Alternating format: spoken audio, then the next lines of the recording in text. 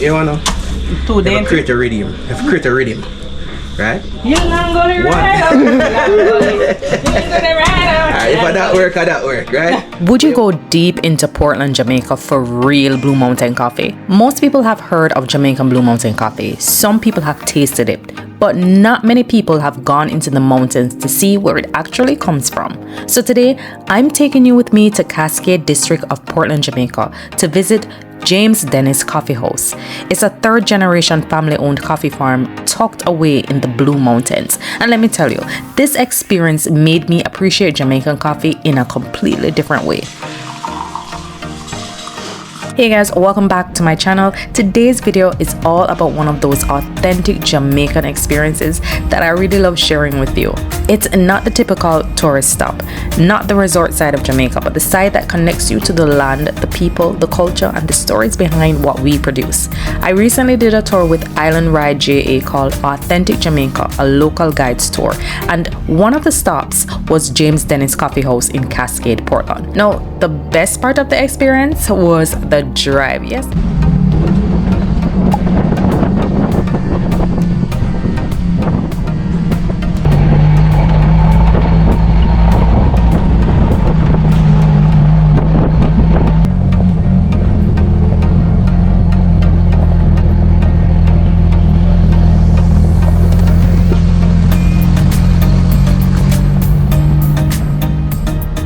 Yes, it was a bit hilly and windy, but you're going through some amazing lush greenery, misty mountain views, small community, and just that peaceful side of Jamaica that reminds you of how beautiful this island really is. This is the kind of drive where you have to slow down, look around, and take it all in, and make a few stops as well. And when you really think about Jamaican Blue Mountain coffee, this is the environment that helps make it so special.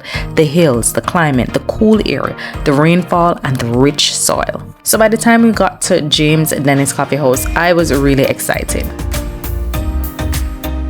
Now when we arrived, it didn't feel commercialized or overstaged. It felt personal, it felt local, it felt like you're stepping into someone's family story.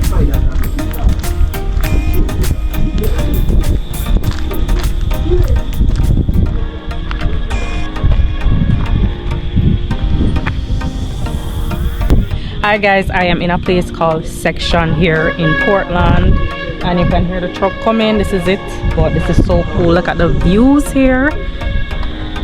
So beautiful. Jamaica is so beautiful. Now, as I said before, James Dennis House is a third generation family owned coffee farm, and that alone made the experience even more meaningful to me, because this is not just about coffee. This is about a legacy, it's about family, it's about farming, it's about preserving a tradition that has been passed down. And when you get to hear the story from someone who's actually connected to the land, it gives you a deeper appreciation for every single cup.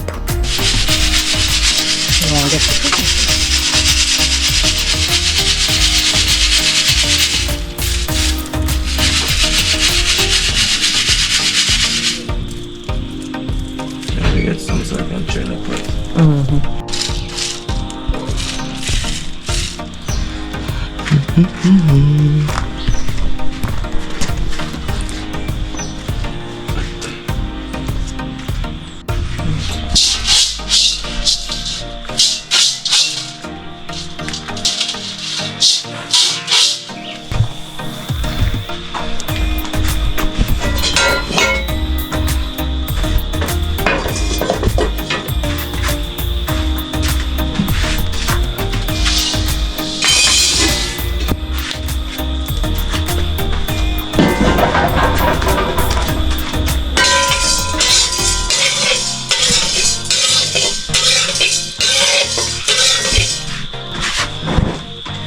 For 45 minutes.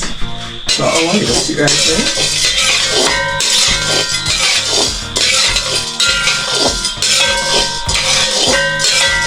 Of course, we have more elevated fire. You know? So, Tony, ready? This is what we like to call the 4 basic stages to coffee. Right? It doesn't get any simpler than this. 4 basic stages, right? When a coffee bean is red, we say it's ripe and it's ready for harvesting. Right? But I need to borrow your hand for a second. Right, so we don't know. Oh yeah, go do it. Right, pop that. Right, taste it. Taste this now. No, biscuit. Sugar in. Taste it. What are you tasting? Popcorn, like. So sweet. You see that sweet? Don't swallow the sweet. Tastes nothing like coffee, right? Alright, so when we say it's ripe, we say it's red and it's ready for harvesting, right? But if they get in the fields, then we'll pick the red beans only off the tree, right? So we'll pick the red beans off the tree now. If we come at this pipe side right here, and we wash off all the sweet nectar from it. Everything. Birds love it. Right? We wash off all the sweet nectar. And for 4 to 6 weeks, we put it in the sun to dry. When you see the sun to dry, it's like a peanut in our shell. Right? Again, smells nothing like coffee during this stage. Right? Throw it back in. Come with me now.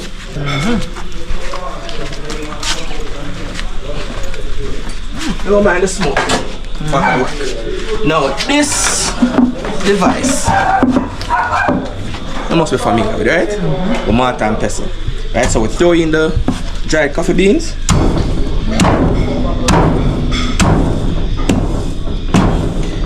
Keep pounding, and this is how we get it out the shells. Right? And this is what we call coffee in its rawest form. Right? Now you want to feel the weight on this right here, so you want me to do it too? Yeah man, get a swing man. Steady? Steady. No, you wanna Too dainty. create a rhythm. You have to create a rhythm. Right? You're not gonna ride out. You're not gonna ride out. If that work, right? But you want to go up and drop it. Right? So one hand, you go up. Why one hand and not two? And drop it. Rhythm man, if you need hand for brace. If you need hand for brace, yeah. See that? Yeah. And there we go. I'm tired. Alright? Yeah man. So when it's out the shell now, in its rawest form.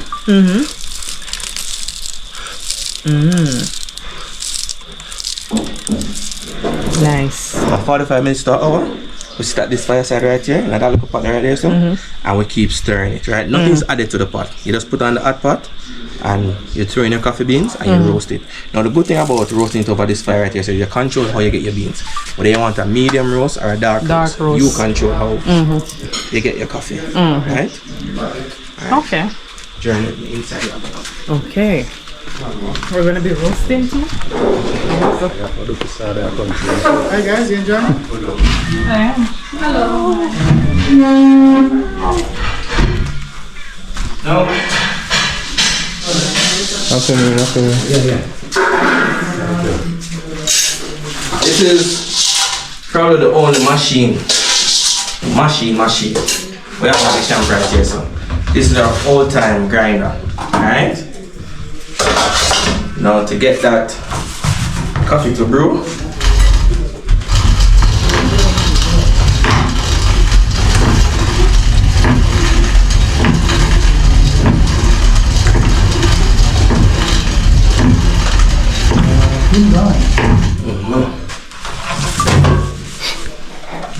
the smell of that? You got the coffee flame. Yeah, fine. And this is how. So this is roasted medium. This is a dark roast actually. Dark roast. The good thing, and also when you grind, you can also tell just by the color. It's not that dark. We just grind a medium. Okay, see it's like a browner shade as opposed to it's a darker shade. This is a dark roast. So yeah, when you grind it out, it'll be a much darker. Everything. So we can try this one too? Or you don't I think you want to grind it? Yeah. Come on, man. Maybe I might be struggling, who knows? So wait, which way you do it? This way? Yeah. Oh yeah, it's a machine. 2 on or 1 on? 1 and 2 on, whatever you're comfortable with. Whatever speed you can manage. Jam it up again, Tony. Yeah, something jam up here. No, this jam. Put the shoulder in it. Eh? Put your shoulder into it. And man, you do a lot of that country. Something jam up there though. Guys, something jam. Now, during the experience, you get to learn how Jamaican Blue Mountain coffee is grown, harvested, and roasted the traditional way. You're not just standing there watching from a distance. It's really hands-on. You get to see the coffee plants, learn about the beans, and understand the amount of work that goes into the process before coffee ever reaches your cup. And honestly, that's what stood out for me the most, because so many times we enjoy the final product, but we don't always think about the farmer, the land, the time, the patience, and the skill behind it. Seeing the process up close made me appreciate Jamaican Blue Mountain coffee even more. It's not just a luxury product, it's a Jamaican story. One of my favorite parts was seeing the traditional roasting process. Now, there's something so special about watching coffee being roasted by hand right there on the farm. It's organic, you can smell the beans, you can see the transformation, you can feel the care that goes into it. It's a very tedious process, and it reminds you that some experiences are not meant to be rushed. This is slow travel. This is the type of experience where you connect with the place and not just visit.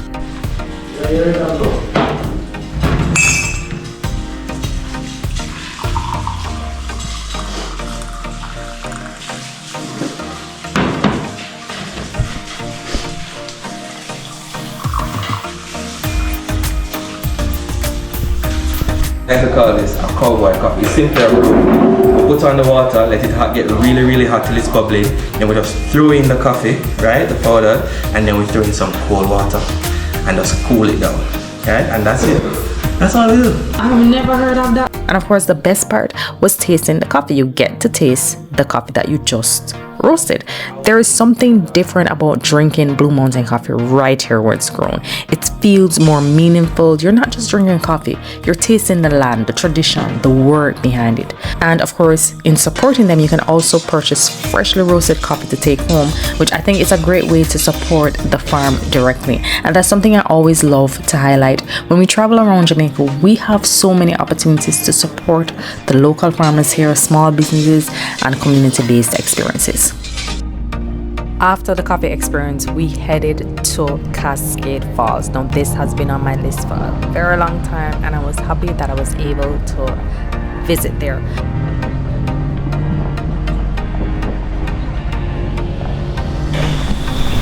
All right, guys, we are hiking to Cascade Falls here. So yeah, let the adventure begin. We're gonna go through some bushes, trod. So yeah, beautiful. I hope the rain don't fall, but yep. Go ahead. Now let me tell you, the hike was a little challenging for me. Let me tell you something, the hills are slippery, so make sure that you wear proper shoes. Sneakers is advised, no Crocs. Make sure it has the grip at the bottom because it can be very challenging. I'm out of breath already, guys. Just around the corner. I don't believe you. Oh. Going up would be easy. I guess it's coming back down, you'll have the challenge. I like your walking stick though. Hey, come here, Andy. You already get the product? Yeah. Yeah, babe.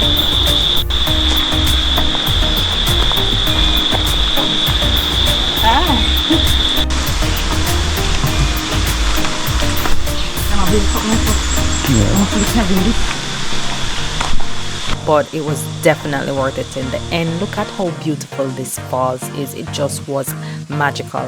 It's about a short walk through lush greenery, and as you get closer, you start hearing the sound of that beautiful water, and that's when you know you're almost there.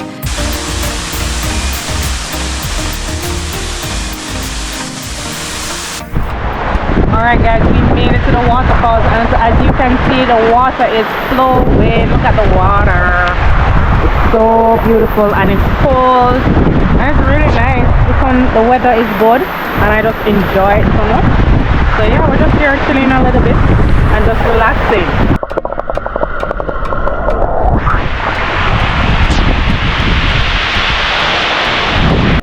And once we arrived, it was so beautiful. The waterfall, the river, the fresh air, the trees. It felt like one of those peaceful hidden gems where you can just disconnect for a moment. Now the water was refreshing, but very cold, like ice cold water. It's not water that you can swim in, but you can dip and just enjoy it. But honestly, after the hike, it felt so good. It was worth it. We were there for a while just hanging out. And again, this is the kind of place that reminds you of the untouched beauty we have here in Jamaica.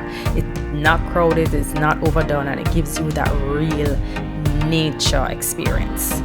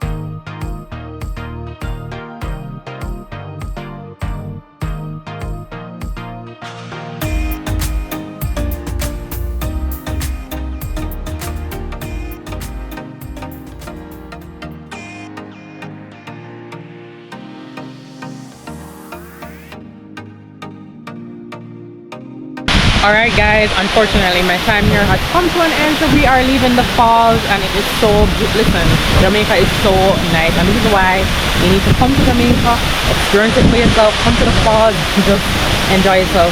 Be prepared to hike. The hike can be a little bit challenging, not really uphill. Now we're gonna go downhill, which I am deadly afraid of heights, although I went on a hot air balloon once.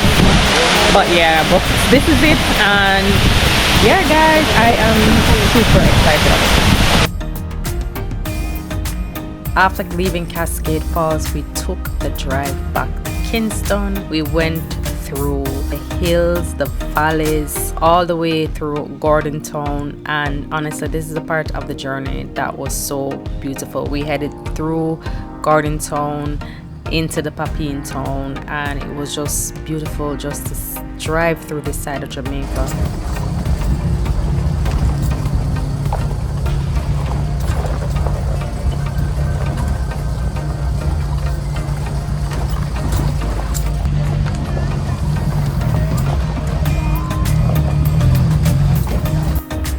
We eventually ended our tour in Port Royal, but I must say we got to witness the sunset here at Palisadoes. It is so beautiful. People can walk here, they can enjoy the beautiful views. It's just one thing that I think if you ever visit this side of Kingston, you should just go there and just take in the beautiful sunset.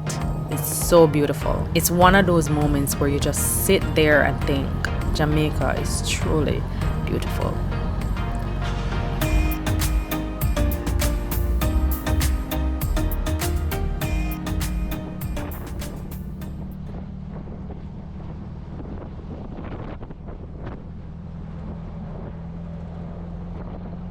Now we ended the tour in Port Royal, and it's a place filled with so much history. Again, another spot that people tend to neglect when they come to Kingston, but I definitely recommend you do a tour of Port Royal, especially Fort Charles. Now, Port Royal was once known as the wickedest city on earth and was famous for its pirates history, including stories connected to Captain Henry Morgan.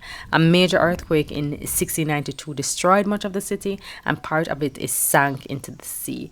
So being there, it feels like you're standing in a place with so many layers of history. But Port Royal is not just about history, it's also a great place to experience local food. Now every Friday locals come out selling food like fish, roast conch, pork, chicken, oyster, and much more.